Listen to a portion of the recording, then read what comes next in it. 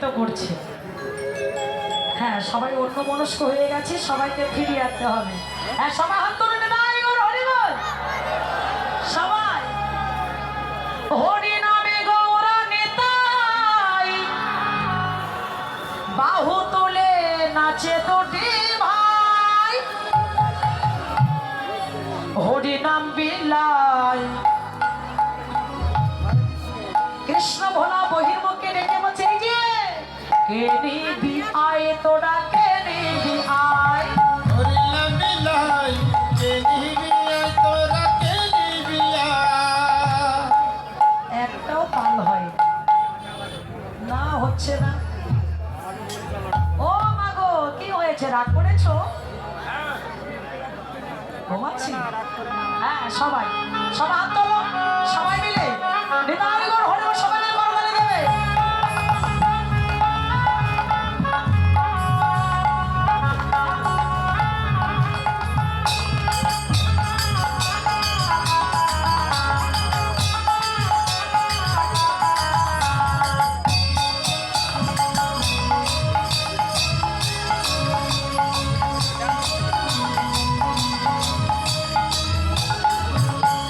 হরি নামে গৌর নিতাই, বাহু তুলে নাচে দুটি ভাই, হরি নামে গৌর নিতাই, বাহু তুলে নাচে দুটি ভাই। হরি নাম বিলাই, কে নিবি আয়, তোরা কে নিবি আয়, হরি নাম বিলাই, কে নিবি আয়, তোরা কে নিবি আয়। হরি নাম সবাই মিলে বলো, হরি জয়, হরি জয় গৌর হরি বল।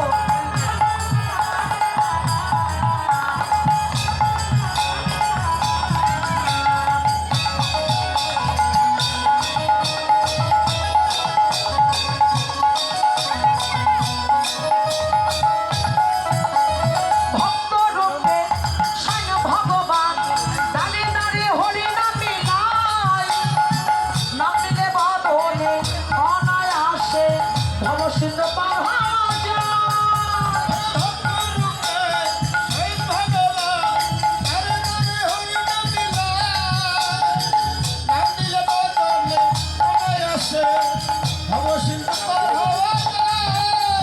ভক্ত রূপে স্বয়ং ভগবান, দানে দানে হরি নাম বিলাই, নাম নিলে বদলে অনায়াসে ভব সিন্ধু পার হওয়া যায়।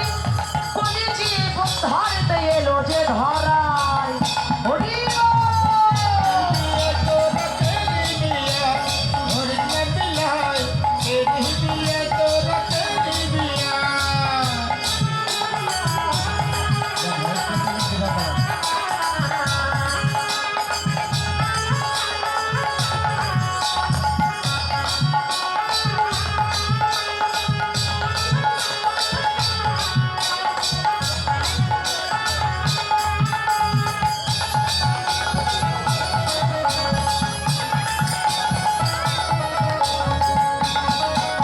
হরি সবাই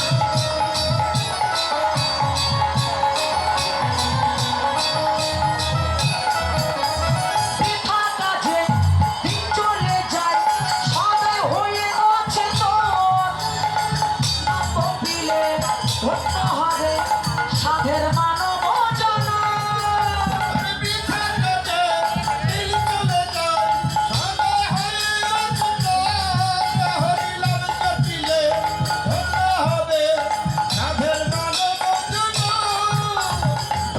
কাজে দিন চলে যায়, সদয় হয়ে অচেতন, হরি নাম জপিলে ধন্য হবে সাধের মানব জন। হরি নাম ছাড়া আমাদের ভাগে গতি না, হরি নাম, হরি নাম বিলাই, কে নিবি আয়, তোরা কে নিবি আয়, হরি নাম বিলাই, কে নিবি আয়, তোরা কে হরি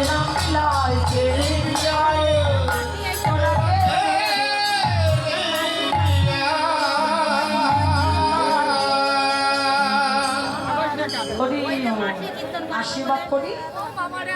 ভোলানাথের মতো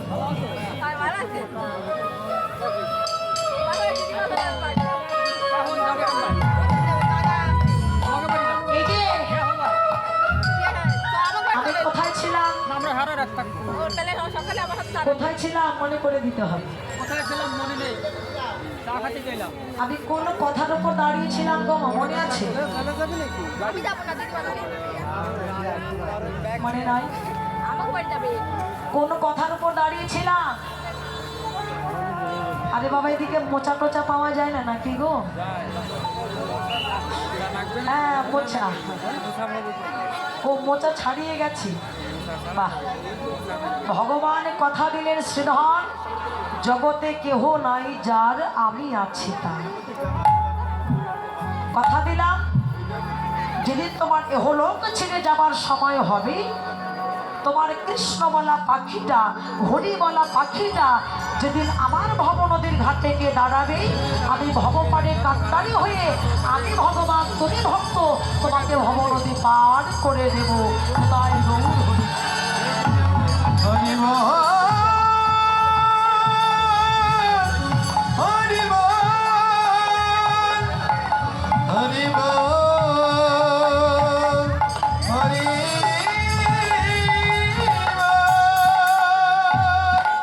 তো এই শিব দেবাদিদেব মহাদেব এই 27টি কন্যা গিয়ে বাবা ভোলানাথের কাছে গিয়ে পড়লেন।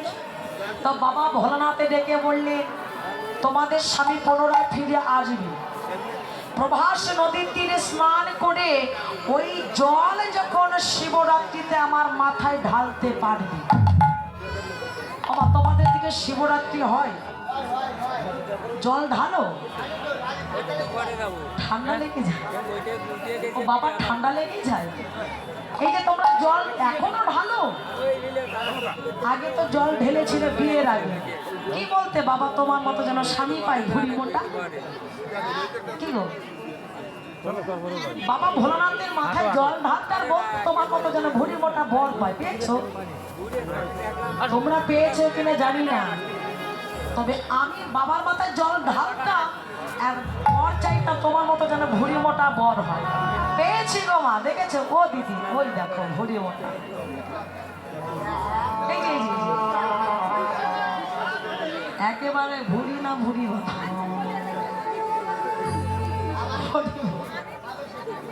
যদি কোনো ডাল লাগে আর কিছু লাগবে না,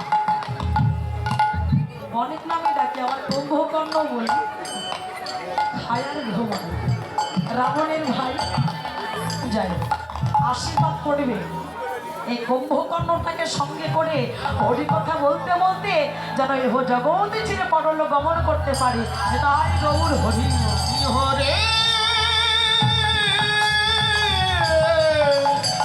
হরি বল। তো দেবাদিদেব মহাদেব বললেন, শোনো, ওই প্রভাস নদীর তীরে স্নান করে ওই শিবরাত্রিতে যদি আমার মাথায় তোমরা জল ঢালতে পারো, আমি কথা দিলাম 1 কলা 2 কলা করতে করতে 16 কলা পরিপূর্ণভাবে তোমাদের স্বামী পুনরায় আবার ফিরে পাবে। আমি কথা দিলাম।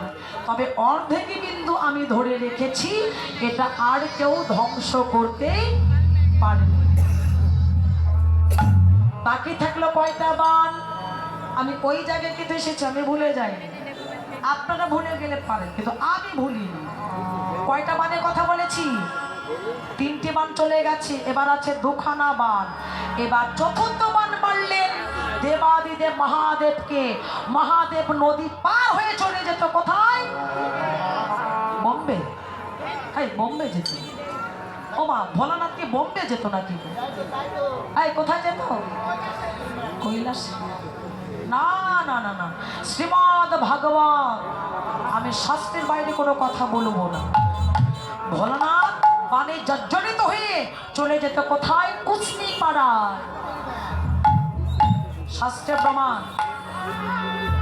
মদনকে দমন করেছিল অর্ধেকটা, তাই মদনের আরেক নাম অরঙ্গনা দেব। কেন? রাসের কথা বলছি, রাসেই কথাটা আছে। ভোলানাথ মদনকে দমন করেছিল, পুরোটা পারেনি, অর্ধেকটা দমন করেছিল। মদনে আরেক নাম কামদেব। কি বাবা, তার অনেক কথা আছে, আমি বলছি না। এবার বাকি থাকলো কয়টি বার? একটি বার। ভগবানকে রেখে বলেছিল, ভগবান এই একটি বার আমি তোমায় মারব। যে বিশ্ব জগতের সৃষ্টি স্রষ্টা ভগবান, যে সৃষ্টি স্থিতির লয় প্রলয়ের মালিক, আর সে ভগবানকে রেখে বলছে আমি তোমাকে দেখবো। কি বাবা, তারপর মূর্খ আর কেউ আছে? আর মদন তোমাকে তো সৃষ্টি করেছে আমার ভগবান। কি বাবা, তাই তো। যেই না বান মারলে ভগবানের চরণ তলে আশ্রয় নিবি। মদন লক্ষ্য করে বললেন, ভগবানের সঙ্গে কখনো যুদ্ধ করে জয়ী হওয়া যায় না। কি বাবা, নইলে ভগবান যে রাস করেছেন, ভগবানের কতগুলো গোপী ছিল বাবা? নারদকে চেনে? নারদ, নারদ কৃষ্ণকে ডেকে বলছে, ও কৃষ্ণ, তোমার তো এতগুলো বউ, আমার তো বউ নাই, এই দুই একটা বউ আমাকে একটা হাওলাত দাও না গো। হ্যাঁ দাও না, দিলে ক্ষতি কি আছে? তোমার তো এতগুলো বউ, কথাগুলো ভালো করে শুনবে। 16,108খানা বউ, আর 2-5টা দিলে ক্ষতি কি? হ্যাঁ। নারদকে ডেকে বলছে, ঠিক আছে, আজকে হবে না, কালকে সকালে এসো। আমি যে ঘরে থাকবো না সেই ঘরে বউটা তোমার। কথাটা ভালো করে শুনবে। তো ডেকে বলছে ঠিক আছে।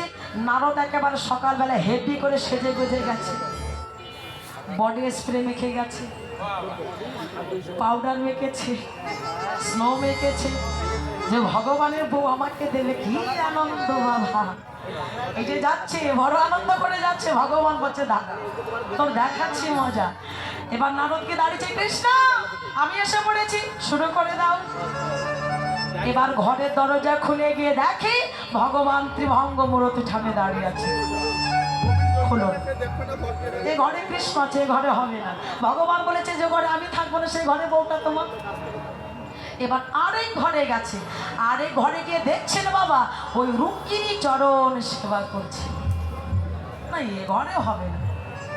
এবার আরেকটা ঘরে গেছে, আরেকটা ঘরে গিয়ে দেখছে সত্যভামা তাকে সেবা দিচ্ছে। নারদের রাগ হয়ে গেছে, ও কৃষ্ণ, আরে তো তুমি তো কোনো ঘরে ফাঁকা দিচ্ছ না, আমি কোন ঘরে যাব? ভগবান বললেন, নারদ আজও বুঝতে পারলে না, আমি যে ঘরে থাকি না সেই ঘর কখনো থাকে না। এই পৃথিবীতে যত ঘর আছে প্রত্যেকটা ঘরে আমি বাস করি। কোন ঘরে কৃষ্ণ নাই? আমরা কি করি? ভগবানকে দেখবার জন্য নবদ্বীপ, মায়াপুর, পুরীধাম, গয়া, কাশী, মথুরা, বৃন্দাবন সব জায়গায় ঘুরে আসি, কিন্তু ভগবানের দেখা পাই না। ভগবান ওই মন্দিরে নয়, ভগবান আছে প্রত্যেকে ভক্তের হৃদয় মন্দিরে। কেউ ভগবানকে জাগাতে পারে, কেউ জাগাতে পারে না, কেউ দেখাতে পারে, কেউ দেখাতে পারে না। ভগবানকে দেখিয়েছিলেন একজন, মানুষ পারেনি, দেবতা পারেনি, পশু বলে জন্ম নিয়ে পেরেছেন কে বাবা? হনুমান। একটুখানি বলছি, ও মানুষ এত একাদশী করলে, নিরামিষ খেলে, এত ব্রত পালন করলে তোমার সাধ্য হলো না বক্ষ চিরে ভগবানকে দেখানো। আর হনুমান পশুকুলে জন্ম নিয়ে ভগবানকে দেখিয়েছিলেন সেই দিন। ত্রেতা যুগে লঙ্কায় যাবার কালে এক একটা পাথর জলে ফেলেছিল বাবা, পাথর জলে ভাসে। আপনি ভক্ত, আপনাকে যদি বলা হয় দাদা একটা ইটের গুটি জলে ফেলো তো ভাসবে? তাহলে বানরই দল পাথরগুলো ভাসিয়েছিল। সমুদ্র নির্মাণ করেছিলেন। রঘুপতি রামচন্দ্র চলে গেল লঙ্কাপুরীতে, বনমাঝে কুঠির নির্মাণ করলে। রাত 12টার সময় মনে মনে প্রশ্ন জাগলে, পাথর তো জলে ভাসে না, আমি যাব পরীক্ষা করতে যে পাথর আমি একবার ভাসিয়ে দেখাবো যে ভাসে কিনা। রঘুপতি রামচন্দ্র রাত 12টার সময় যাচ্ছেন আগে আগে, আর হনুমান যাচ্ছেন পিছনে পিছনে। সমুদ্রের তীরে দাঁড়িয়ে একটা পাথরকে হাতে করেছেন বাবা, ভক্তকে পরীক্ষা করছে। একটা পাথর হাতে করেছে আর এদিক সেদিক তাকিয়ে দেখছে না। আমি এসেছি পরীক্ষা করতে, কেউ দেখছে না তো। আর ওই পাথরটা যখন হাতে করেছে আর এদিকে রাম ভক্ত হনুমান পিছনে দাঁড়িয়ে আছে। দেখি প্রভু তুমি কি করো। আর ওই পাথরটা হাতে করে যেই না জলে ফেলেছে অমনি পাথরটা বাবার ডুবে গেছে। হনুমান চিৎকার করে ডেকে বলছে প্রভু পাথর ভাসলো না। হনুমান তুই ডেকে ফেলেছিস। প্রভু তুমি যেখানে থাকবি আমি তো তোমার সঙ্গে থাকবো। প্রভু তুমি পাথরটা ভাসাতে পারোনি কেন জানো? যে বস্তুটাতে ভাসাতে হয় সেই বস্তু তোমার মাঝে না। ভগবান স্তম্ভিত হয়ে গেল। কি বলছিস হনুমান? আমি বিশ্ব জগতের সৃষ্টিকর্তা, আমি জগতের মালিক, জগতের পিতা, আর সেই বস্তু আমার কাছে নাই। হনুমান বললেন না, যে বস্তু দিয়ে আমরা পাথর ভাসিয়েছি সেই বস্তু তোমার কাছে নাই। প্রভু দেখো তো যে পাথরগুলো ভেসে আছে প্রত্যেকটা পাথরের গায়ে কি লেখা আছে? কেন রাম নাম? না, শুধু নামের গুণে নয়,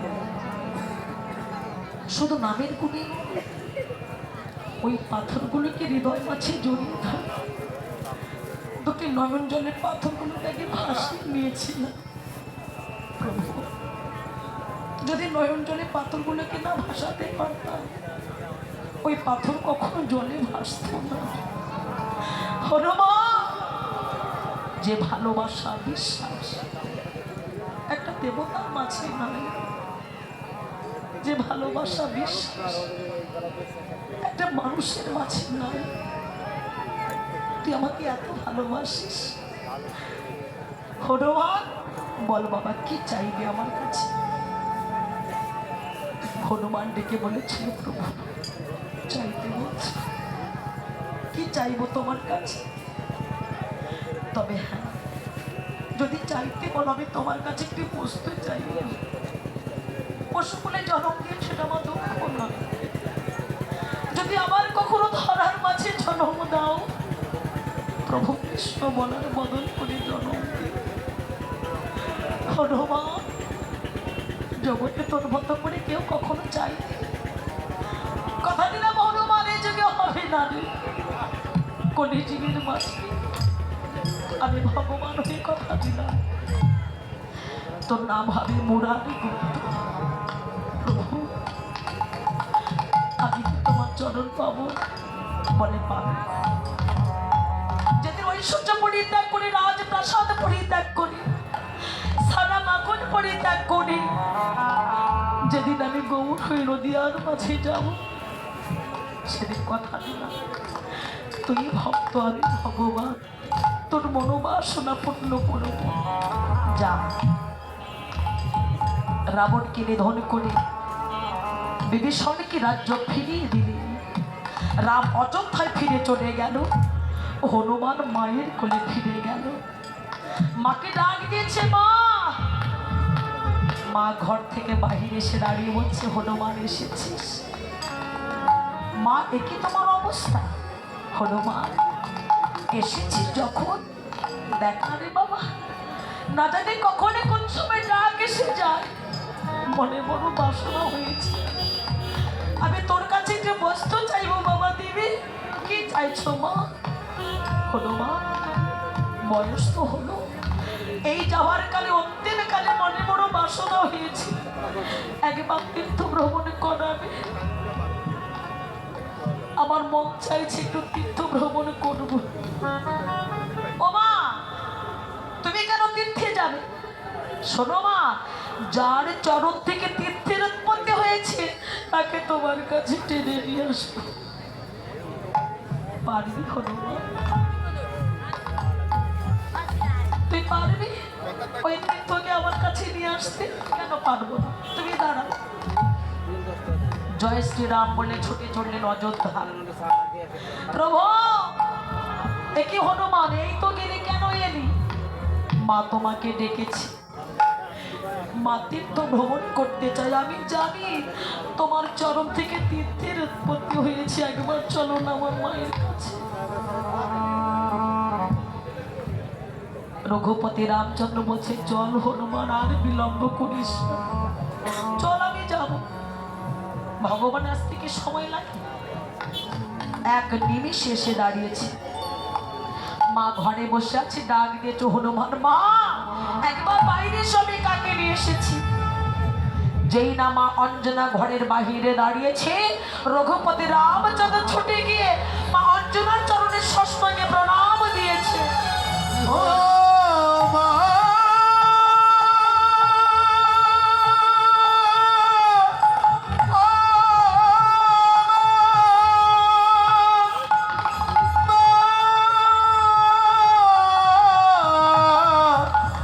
তুমি দয়াবতী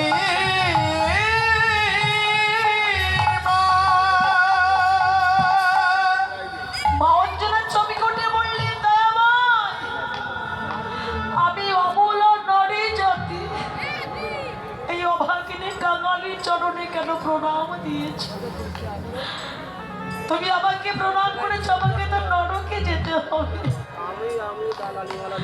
রঘুপতি রামচন্দ্র বলছে, মা না, আমি তোমাকে প্রণাম করি। আমি সেই মায়ের চরণে প্রণাম করেছি যে হনুমানের মতো রাম ভক্ত সন্তান গর্ভে ধারণ করতে পারে। সেই মাতৃচরণে যদি প্রণাম না করি, আমার ভগবত জন্ম ছন্ন হবে না। ও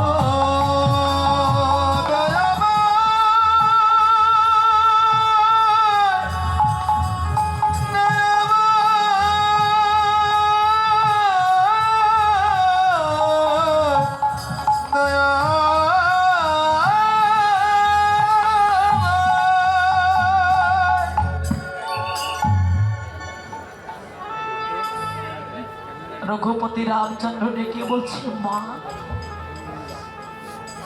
সে রাম ভক্ত মাতৃচরণে যদি প্রণাম না করে, সাধুগুরু বৈষ্ণবের চরণ ধরে পাওয়া আমার ভাগ্য হবে। ঠিক এমন সময় হনুমান ডেকে বলছে, প্রভু কথা দাও, প্রভু কথা দাও, আজ যেমন মা অঞ্জনার গর্ভে জন্ম হয়েছিল বলে আমি তোমার চরণে পেলাম ওই কলিজীবের মাঝে, যেদিন আমায় মোরারি করে জন্ম দেবে, যে ঘরে অভাব আছে, যে ঘরে কাঙাল হয়েছে, যে ঘরে দুঃখ আছে, অভাব আছে, যন্ত্রণায় আছে, বেদনায় আছে, ওই কাঙালিনীর ঘরে তুমি আমাকে জন্ম দিও, দিও। ওই কলিজীবের মাঝে আমি যেন কৃষ্ণ বলে কাঁদিতে পারি, কাঁদিতে পারে মধুর কৃষ্ণ নামে কাঁদিবে কবে আমার পরাম, মধুর কৃষ্ণ নামে কাঁদিবে কবে আমার পরাম, মধুর কৃষ্ণ নামে কাঁদিবে কবে আমার পুরাম। কবে আমি বিষয় ছেড়ে, কবে আমি বিষয় ছেড়ে যাব মধুর বৃন্দাবন, কৃষ্ণ নামে কাঁদিবে কবে আমার পুরাম, ওই না কৃষ্ণ নামে কাঁদবে কবে আমার পুরাম। কৃষ্ণ নামে নামাবলি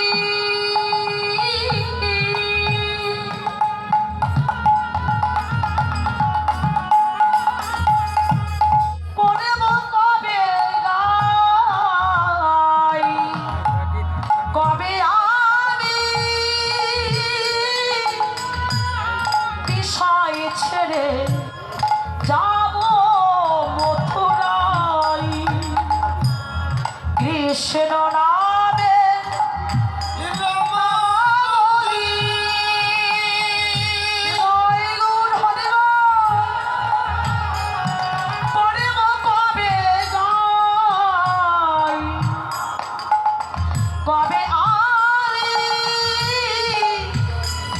ওই বিষয় ছেড়ে যাব মথুরায়।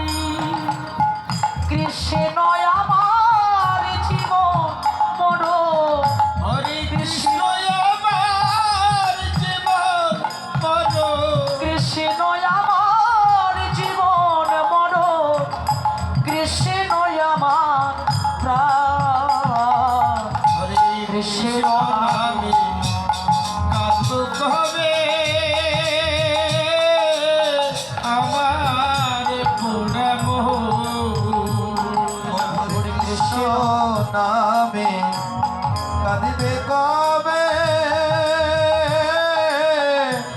আমার পোড়াম। কৃষ্ণ আমার কালো সোনা,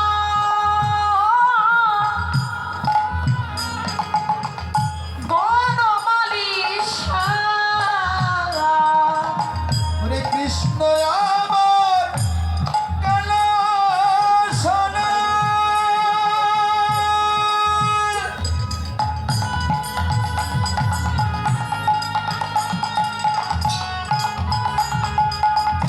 বনমালী পড়িয়া একদিন আমি নইলাই কৃষ্ণ নাম। কৃষ্ণ আমার জীবন মরণ, কৃষ্ণ আমার জীবন মরণ। কৃষ্ণ আমার জীবন মরণ, কৃষ্ণ আমার প্রাণ। কৃষ্ণ নামে কাঁদিবে পাবে আমার পোড়া মন। হরে কৃষ্ণ নামে কাঁদিবে কবে আমার পোড়াম।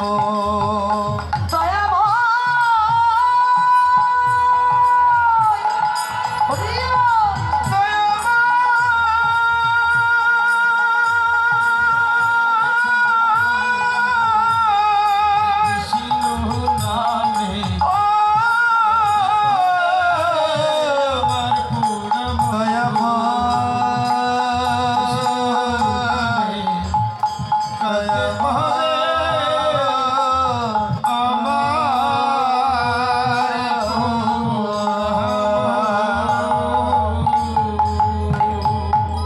তাই ভগবান আছে প্রত্যেকে ভক্তের মাঝে। হনুমান জানিয়ে দিলেন ভগবান আকাশ থেকে পড়বে না, মাটি ফেটে গজাবে না। ভগবান আছে কোথায়? প্রত্যেকে ভক্তের হৃদয়ের আকাশে। কিন্তু ভগবানকে জাগাতে হবে। ভগবানকে না জাগালে কখনো ভগবান জাগবে না।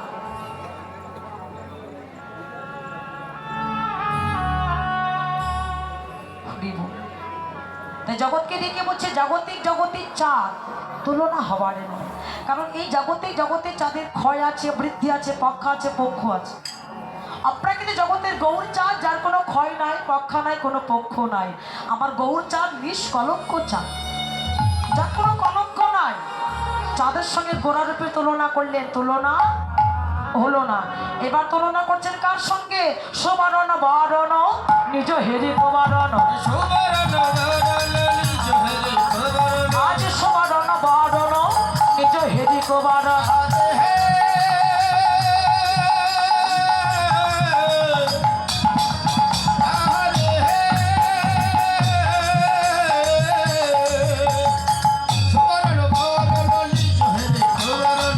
আপন মন মনস্তা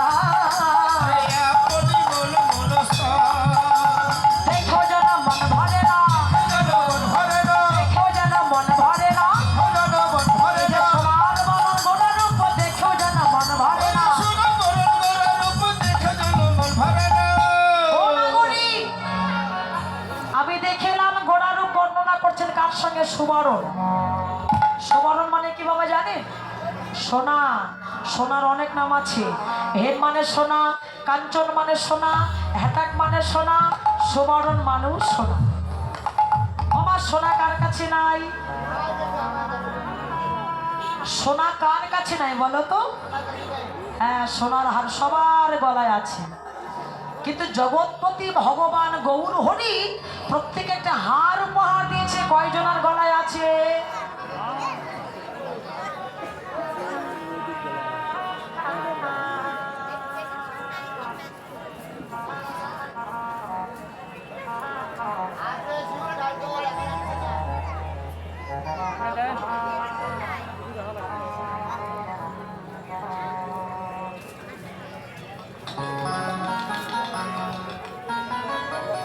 সোনার হার সবাই পড়েছি, জগৎপতি ভগবান গৌর হরি সবাইকে একটা হার উপহার দিয়েছে। তোমার দল গালা আছে? আছে কই?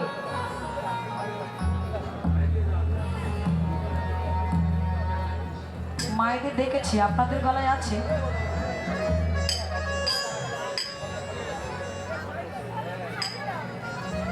ও দিদি ভাই, ছিঁড়ে গেছে, সুতো কম পড়ে গেছে, ও ভিতরে আছে। বাহ, না আমি বলছি না, সোনার হার পড়েছি তো, মরে যাওয়ার আগে খুলে নেই।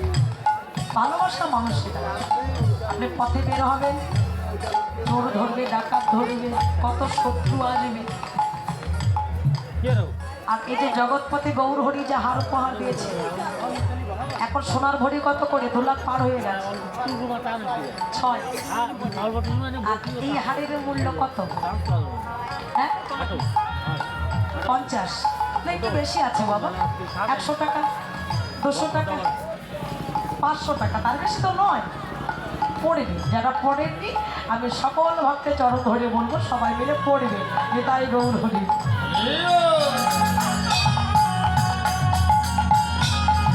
কেননা এই তুলসীর মালার অনেক গুণ আছে বাবা। বজ্রাঘাতে মৃত্যু হবে না, সাপে দংশন করলে মরবে না, ভূতে তো ছবেই না। দেখবেন যে বাগান দিয়ে যাবেন, যদি আপনার ভয় লাগে, ও বাবা আপনি রাম রাম করবেন, দেখবেন ভূত পালিয়ে যাবে। কি ভয় পেলে আমরা কি রাম রাম রাম রাম রাম রাম করি না, আর দেখবেন রাম নাম শুনে ভূত একেবারে পালিয়ে যায়। তো এই তুলসীর মালা যদি কারো কণ্ঠায় থাকে বাবা, ভূতে তো ছবে না, কোনো শত্রু আপনার কাছে আসবে, বজ্রাঘাতে মৃত্যু হবে না, সর্প দংশনে মরবে না। তাহলে আপনাদের প্রশ্ন হতে পারে, ও দিদি ভাই অমুক জায়গায় শুনলাম একটা সাধু সাপের ছোবলে মরে গেছে। ভুল বাবা, এখন দোকানে যান, তুলসীর মালা কম পাওয়া যায়, যত সব কাঠের, বেল কাঠের মালা তৈরি হচ্ছে, বিক্রি হচ্ছে। তো জিনিসটা তো আমাকে চিনে দিতে হবে, আমি যদি চিনতে না পারি, দোষটা তো আর তুলসীর মালার নয় কি বাবা, তাই তো? তো যাই হোক, আমার কথাকে রাগ করবেন না মা গো, সবাই মিলে পড়বে, ঠিক আছে তো? বাহ, তো এই যে সোনার সঙ্গে তুলনা করলেন, আচ্ছা বাবা আপনাদের এলাকায় সোনা কোথায় পাওয়া যায়? মুদিখানার দোকানে, ও এ পাশে চায়ের দোকানে পাওয়া যায়, চায়ের দোকানে, ফুচকার দোকানে, তোর বাবার দোকানে পাওয়া যায়, ও শ্বশুরের দোকানে। হরি বল, শ্বশুর হলো স্বর্ণ আর বাবা হচ্ছে ভিখারি, ছোট লোকের ছেলে, ছোট লোক পরে নিয়ে তো। হরি বল, কি বাবা মুদিখানার দোকানে, ফুচকার দোকানে, চায়ের দোকানে সোনা পাওয়া যায়? বলে বাজারে অনেক দোকান এসেছে, সব দোকানে সোনা পাওয়া যায় না। তাহলে সোনা পাওয়া যায় সেই দোকানে, জুয়েলার্সের দোকানে। তো এই যে এটা বাজার, এই বাজারটার নাম কি বাবা? এই বাজারটির নাম কি? কি বাজার বলুন? ওই দেখো, এই বাজারটার নাম জানেন না? বৃন্দাবনের বাজার, বলে সাধুগুরু বৈষ্ণবের বাজার। এই জায়গাটির নাম হচ্ছে বৃন্দাবন ধাম, আর এই বাজারটির নাম হচ্ছে সাধুগুরু বৈষ্ণবের বাজার। তাহলে এই যে আমরা এক একটা দোকান পেতে বসে আছি, ওগো ভক্ত একবার চেয়ে দেখো, যদি আমার গৌর সোনা পেতে চাও, একবার দোকান পেতে বসে থাকো, দোকান পেতে বসে থাকো, দোকান পেতে বসে থাকো, দোকান পেতে বসে থাকো, গৌর সোনা মিলিবে দোকানে, দোকান পেতে বসে থাকো। গৌর সোনা মিলবে দোকানে দোকানে বসে থাকো। আপনারা ভুল শুনবেন, চলে যাবেন, দোষ হবে কীর্তনিয়ার না। আগে বলেছি দোকান, পরে কিন্তু দেখিয়ে দিয়েছি দোকান পেতে বসে থাকো। দোকান, ভগবান প্রত্যেকে দুটো করে কান দিয়েছে। কি দুটো করে কান আছে? আমার কথা নয়, শাস্ত্র যদি সত্য হয় আমার মুখের কথা সত্য হবে। চৈতন্য চরিতামৃত কবিরাজ গোস্বামী কলম দিলে, শিষ্যের কর্ণ যদি গুরুদেবের জুম্বাল ভাইছ বৈঠনে কৃপা দৃষ্টে ভাবিত করবে প্রেম ভক্তি সুতার নবে। বলি দুধকে মন্থন করো, দুধেতে নবনী আছে মন্থন করো যে, আর মুখ্য তো ঢাকা আছে গৌণ অর্থ দিয়ে। দুধের ভেতর নবর ছানা বাস করে কারা জানি? পালমশাই। আরে না, যারা ওই জলের সঙ্গে দুধ মিশিয়ে দেয়। ঘোষ, এখানে বাবা ঘোষ টোষ আছেন নাকি গো? ঘোষ, ও ঘোষ নাই ঘোষ আছে। বলি আপনাদের আপনাদের মাঝে কি ঘোষ টোষ আছেন? কই ঘোষ কি আছেন? হাত তুলো তো দেখি। ও কেউ ঘোষ নাই, ও একজন আছে। বাহ, শুনেছে বাবা ঘোষ 80 বছর না হলে সাবাল্যক হয় না। না না, আমার কথা শুনে অন্য কিছু ভাববেন না। ওই দাদা, এই যে চেহারাটা দেখে মনে হচ্ছে দাদার বয়স কত বোঝা যাচ্ছে? 12 কি 13। ঘোষের ছেলেদের এমনই চেহারা হয়, লেবুর মতো টক টক করছে। ও বিয়ে হয়েছে? বা তবু বোঝা যাচ্ছে না যে বিয়ে হয়েছে, আবার বিয়ে হবে। কত বয়স বাবা বোঝা যাচ্ছে। ওরা ছানা মাখন খেয়ে চেহারাটাকে এত ভালো করে রাখে, 80 বছর না হলে বোঝা যায় না যে সাবালক হয়েছে। তো যাই হোক, আমি এই ঘোষের কথা বলছি না, আমি সাতক্ষীরা জেলার ঘোষের কথা বলছি। আপনারা খুব ভালো। আচ্ছা যাই হোক, আচ্ছা বাবা দুধ আগে হয় না দই আগে হয়? দুধ আগে হয় না দই আগে হয়? দুধ, দুধ। হাই তোকে বলেছি কি বাবা, কি আগে হয়? দই আগে না দুধ আগে হয়? দুধ। বাবা কি আগে হয়? দুধ না দই? বলো বাবা, কালা শুনতে পাও না? জোরে বলো। ঠসা। কি আগে হয়? দুধ আগে হয় না দই আগে হয়? দুধ। বুঝতে পারছি না। এই যে তোমরা কি বলো, কি আগে হয়? দুধ